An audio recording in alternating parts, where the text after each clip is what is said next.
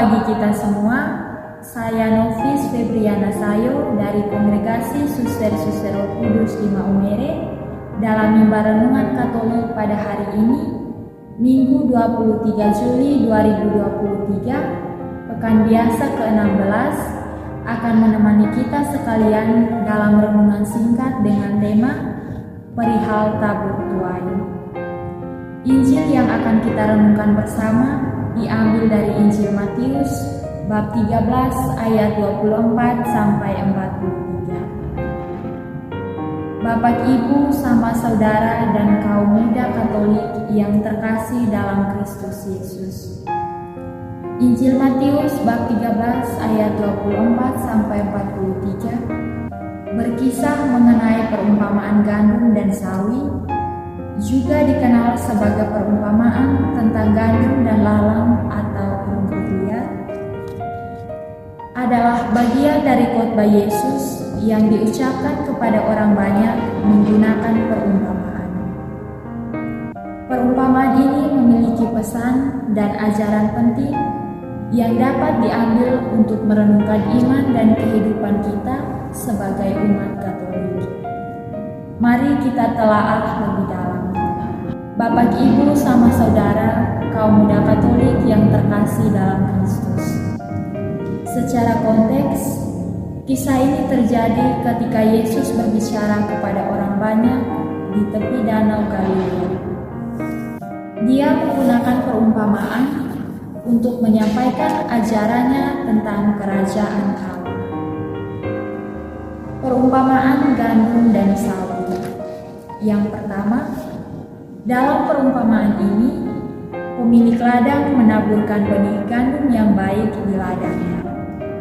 Yang kedua, namun saat orang tidur, musuh datang dan menaburkan benih lalang atau rumput liar di antara gandum. Yang ketiga, ketika tumbuhan itu mulai tumbuh, orang-orang menyadari bahwa ada rumput liar di antara gandum. Yang keempat, pemilik ladang mengatakan kepada pekerjanya untuk membiarkan keduanya tumbuh bersama sampai waktu panen, agar ketika rumput liar diambil, gandum tidak rusak. Kita bisa saja melihatnya dengan kacamata iman, bahwasanya yang pertama, gandum melambangkan orang-orang yang setia dan taat terhadap ajaran Yesus dan kerajaan Allah.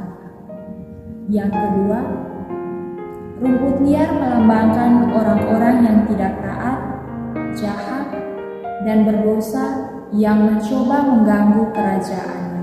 Yang ketiga, musuh yang menaburkan rumput liar menggambarkan iblis atau kekuatan jahat yang berusaha merusak rencana Allah. Yang keempat, penundaan waktu panen menunjukkan bahwa Allah memberikan kesempatan bagi orang berdosa untuk bertobat dan mengubah hidup mereka. Namun di balik semua penafsiran ini terselip pesan utama bagi kita semua.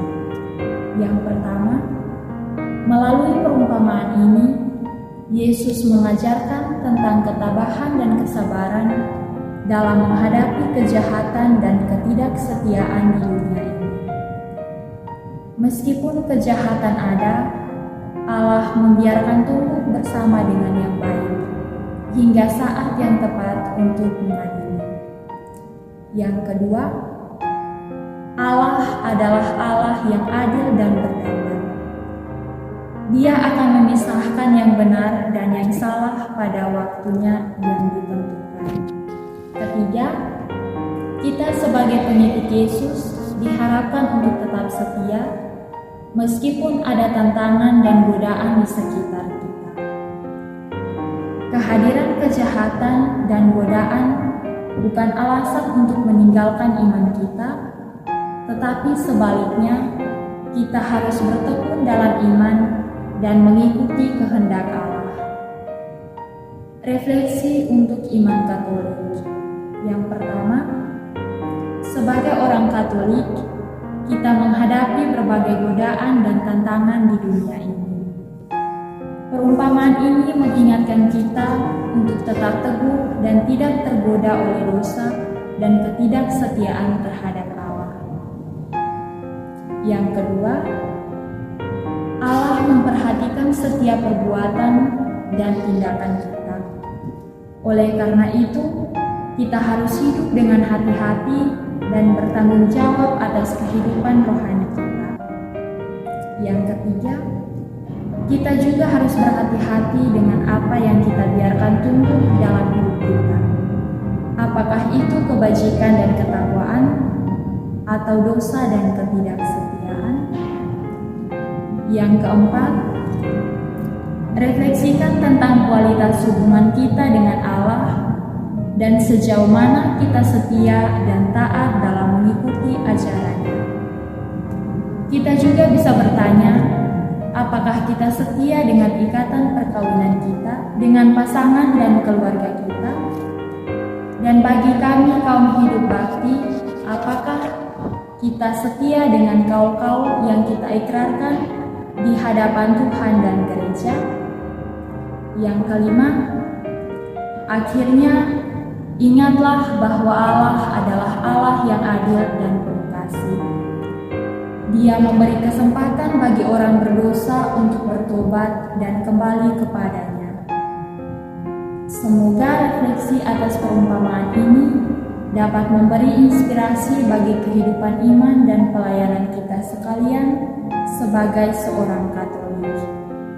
Mari selalu bertekun dalam iman dan percayalah bahwa Allah selalu bersama kita dalam perjalanan hidup ini. Amin. Semoga